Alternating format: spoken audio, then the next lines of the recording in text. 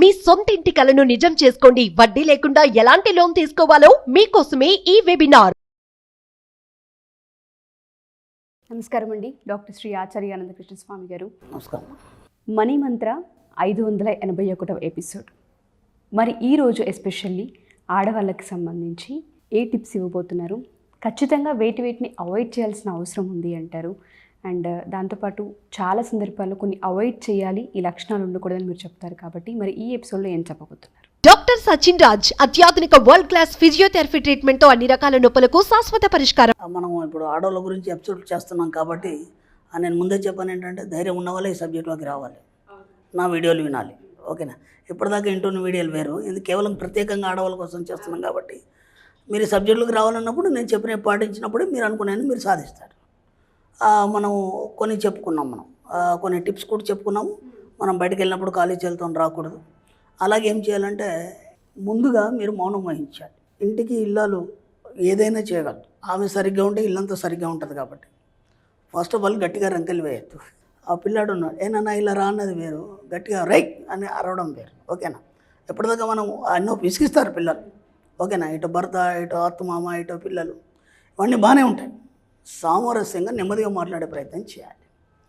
First point. రెండో point, పదాలని వీలైనంత తగ్గించాలి. ఓకేనా? ఒక పదాన్ని సాగదీయడం కాకుండా ఏం చేయాలంటే, దాన్ని ఎంత వీలైతే అంత కట్ చేసి చెప్పాలి. ఓకే. మూడోది ఏంటంటే, మాటల్ని సాగదీయద్దు. నేనేం అడిగానంటే, తిన్నారా అని అడిగాను, తిన్నాను, అంతే. మనం ఏం చేస్తామంటే, అంటే ఏదో ఒకటి మాటలు సాగదీయడానికి, అది సహజమైనటువంటి అలవాటు. మా ఆడవాళ్ళకని కాదు, మగవాళ్ళు కూడా కొందరికి ఉంటుంది. మళ్ళీ మిమ్మల్ని పాయింట్అవుట్ చేస్తున్నాను కదా, మగవాళ్ళు కూడా కొందరు ఉంటుంది. మన సబ్జెక్టులు ఏం చేయాలంటే, తిన్నావా, తిన్నాను, అంతే. అంతేగాని నేను ఈ కూర వండాను, నువ్వే కూర వండావు, మా ఆయన కాదంటే బాగా ఇష్టం, లేదంటే మా పిల్లలకి ఇదంటే ఇష్టం, మొన్న మా అమ్మోళ్ళ ఇంటికి వెళ్ళాము, అక్కడ మా చిన్నడు చాలా మారం చేశాడు, వాడికి ఆ కూర నచ్చదంటే మా అమ్మకి తెలియదు, ఏదో వండేసింది. ఇదంతా ఏమవసరం? మీరు అడిగారా? ఓకేనా? మీరు వాళ్ళ అమ్మని మీరు చూడలేదు, వాళ్ళ చిన్నగా మారం చేసింది మీకు సంబంధమే లేదు. ఇప్పుడు మనం ఏం చేస్తామంటే, ఊరికి ఇట్లా బటన్ నొక్కగానే ఆటోమేటిక్గా అన్నీ చెప్పేస్తాం. కాబట్టి ఎక్కువ చెప్పడం వల్ల ఏమవుతుందంటే, మన సీక్రెట్స్ అన్నీ బయటకు వస్తాయి. రష్యా కమ్యూనిస్ట్గా ఏర్పడడానికి బలపడడానికి కారణం స్టాలిన్ తన జీవితకాలంలో ఏనాడు కూడా 10 నిమిషాల కంటే ఎక్కువ మాట్లాడలేదు అక్కడ కూడా. ఓకేనా? ఎందుకు మాట్లాడలేదు అని అంటే, ఆయన డైరీలో రాసుకున్నాడు. మనం ఎక్కువ మాట్లాడడం వల్ల మన రహస్యాలు మనకు తెలియకుండానే అందరికీ చెప్పేస్తాం. ఇప్పుడు ఏమైపోయింది, మీరు పలానా రోజు మీ అమ్మల ఇంటికి పోయినట్టు తెలిసింది. ఓకేనా? మీ అమ్మ ఏదో కూర వండినట్టు తెలిసింది.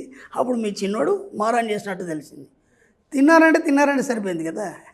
ఇప్పుడు తెలియకుండానే మీ సీక్రెట్స్ అన్నీ బయటకు వచ్చేస్తాయి. అర్థమవుతుందా? దాంతోపాటు మనం ఏం చేస్తామంటే, మొత్తం మన ఫ్యామిలీలో ఏమేమి ఉంది అవన్నీ పని చేసుకుంటానో, లేకపోతే బట్టలు తుక్కుంటానో, పక్క వాళ్ళతో అన్నీ చెప్పేస్తుంటాం. కాబట్టి ముందు ఏం చేయాలంటే, ఎంత అడిగితే అంతే మాట్లాడాలి. యాక్చువల్గా మాట్లాడద్దు, ఎంత వీలైతే అంత నిశ్శబ్దంగా ఉండాలి. ఎప్పుడు నిశ్శబ్దంగా ఉండడం వల్ల ఏమవుతుందంటే, మీ సుప్త చేతనాత్మక మనసు చైతన్యవంతం అవుతుంది. ఎప్పుడైతే మీ సుప్త చేతనాత్మక మనసు చైతన్యవంతం అవుతుందో, మీరు ఏవి కోరుకుంటే వస్తాయి. ఏవి కోరుకుంటే అవి రావాలన్నప్పుడు దాన్ని చైతన్యవంతం చేయాలి. చైతన్యవంతం చేయాలన్నప్పుడు ఇలాంటి పనికిరాని అన్నీ దానికి అంటించద్దు. అర్థమవుతుందా? మీ అమ్మోళ్ళ ఇంటికాడేమి దానికి ఏమవసరం? మీకేం కావాలి? డబ్బు సంపద విషయం కావాలి కదా. నిరంతర డబ్బు సంపద ఆలోచనలు మాత్రమే దాంట్లో నింపాలి. ఇప్పుడు మనం ఏం చేస్తామంటే, ఇవన్నీ చెప్పేస్తాం. దీంతో ఏమైపోతుందంటే, అవంతా సబ్ కాన్షియస్ మైండ్ తీసుకుంటాం. ఇప్పుడు డబ్బు సంపద విషయం మీ జీవితంలోకి ఎలా వస్తుంది? మళ్ళీ మీరేమంటారు, మా ఆయన ఇస్తే కానీ నాకు నడవదు, ఈ మంత్ అయినా తక్కువ ఇచ్చాడు, ఏమ్మా అదేదో బిల్లు కట్టాలి, అది నువ్వు రేపు వస్తున్నావా, రేపు కడుతున్నావా, పోదామా, ఇన్స్టాల్మెంట్ అన్నావు, మా ఆయనకి ఇవ్వలేదండి. ఎందుకు ఇవ్వలేదు? మళ్ళీ స్టోరీ దాని వెనకాల. నేను మొన్ననే అడిగాను, ఆయన ఇలా అన్నాడు, లేకపోతే అక్కడ అలా అయింది.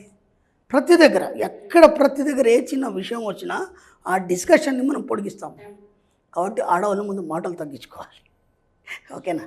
మరి ఎందుకు చెప్తున్నా అంటే, ఈ సబ్జెక్ట్ అలా ఉంటుంది, కొంచెం కఠినంగా ఉంటుంది, కానీ ఖచ్చితంగా సాధ్యమవుతుంది. ఎందుకంటే ఎప్పుడో కొన్ని వేల లక్షల మంది ఆడవాళ్ళు మన సబ్జెక్ట్ వింటున్నారు. చాలామంది సక్సెస్ అయినారు, అచీవ్మెంట్స్ అయిన వీడియోలు ఆడవాళ్ళ యొక్క అచీవ్మెంట్స్ మనకు చెప్పిన దాఖలాలు ఉన్నాయి. ఇది కేవలం స్పెషల్గా వాళ్ళ కోసం చెప్తున్నాను. కాబట్టి వాళ్ళకి కావాల్సిన రెస్ట్రిక్షన్స్ ఏవైతున్నాయో అవన్నీ ఖచ్చితంగా మీరు పాటించినప్పుడు ఖచ్చితంగా అవి సక్సెస్ అవుతాయి. ఓకే? మాటలు తక్కువ మాట్లాడాలి. దాన్ని ఎక్కడ కూడా దాన్ని సాగదేయదు, పొడపడదు. మీ రహస్యాల్ని ఎవరికి చెప్పొద్దు. అర్థమైందా? మన సబ్జెక్ట్లో కొన్ని ఉంటాయి. నీ డబ్బు రహస్యం, ఆరోగ్యం రహస్యం, బంధుత్వాల రహస్యాలు, ఇవన్నీ ఎవరితో చెప్పొద్దు. ఇది మన సబ్జెక్ట్లో భాగాలు. అర్థమైందా? ఇప్పుడు మనం ఒక చిన్న ఎగ్జాంపుల్, ఇప్పుడు ఒక ఆవిడ సారీ షాప్ పెట్టుకోండి, మీరు ఆమె చాలా క్లోజ్, ఓకేనా? రోజు ఒకసారి ఆమెను వెళ్ళి పలకరిస్తారు. ఆమెకి ఏంటంటే, అమ్మో మా అక్కయ్య రాలేదే ఈరోజు, ఒకరోజు మీరు వెళ్ళకపోతే మా అక్కయ్య రాలేదే, లేకపోతే మా చెల్లెమ్మ రాలేదే, ఏదో ఒకటి చెప్తుంటుంది కదా. అదొక సెంటిమెంట్గా ఫీల్ అవుతారు మీరు. ఏంటంటే ఈరోజు మా అక్క రాలేదు కాబట్టి నాకు ఎందుకో కస్టమర్ ఎక్కువ రాలేదు, ఎక్కువ బిజినెస్ కాలేదు.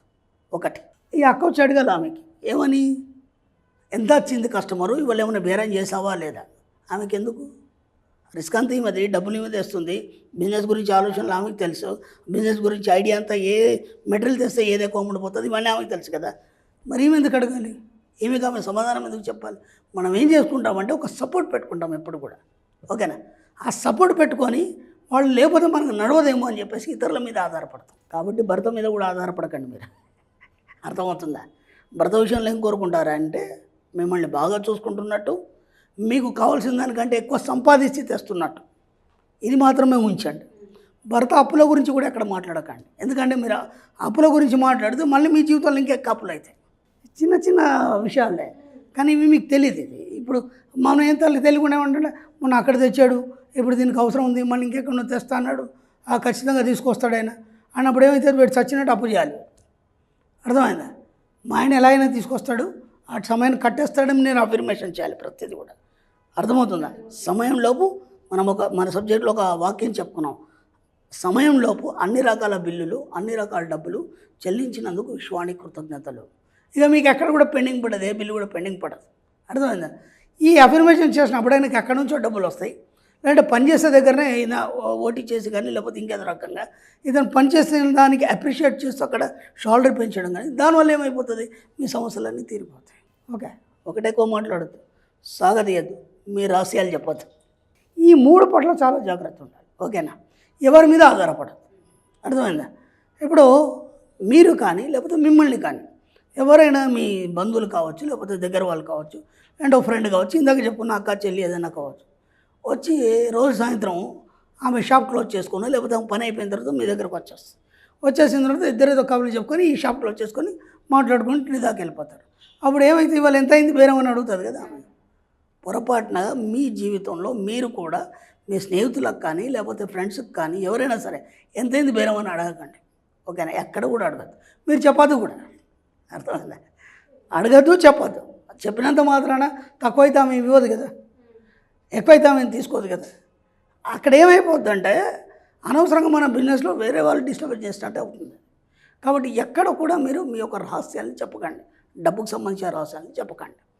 ఈ 4-5 మీరు ఖచ్చితంగా పాటించండి ఫస్ట్. కాబట్టి ఏ రహస్యాలు కూడా ఎవరితో చెప్పొద్దు అన్నప్పుడు మీరు ఎలా ఉండాలి? ఇప్పుడు ఏమైందంటే ఇవన్నీ మీరు అంచుకోవాలన్నప్పుడు, ఖచ్చితంగా నేను పాటించాలన్నప్పుడు ఏమవుతుందంటే ఎక్కడో ఒకటి జారిపోయి అయ్యో అని అనుకుంటారు. అలా జారిపోతే ఏం కాదు, మెల్లిగా తగ్గించే ప్రయత్నం చేయండి. ఇలా తగ్గించడం వల్ల ఏమవుతుందంటే మీకు మీరుగా ఒంటరిగా మాట్లాడుకోవడం అనేది మొదలవుతుంది. ఆ ఒంటరిగా ఎవరితో మాట్లాడతారంటే మీ సబ్కాన్షియస్ మైండ్తో మాట్లాడతారు. ఎప్పుడైతే సబ్కాన్షియస్ మైండ్తో మీరు మాట్లాడుతుంటారో ఆ ఆలోచనలు ఏవైనా సరే మీ జీవితంలో విజయాన్ని సాధించి పడతాయి.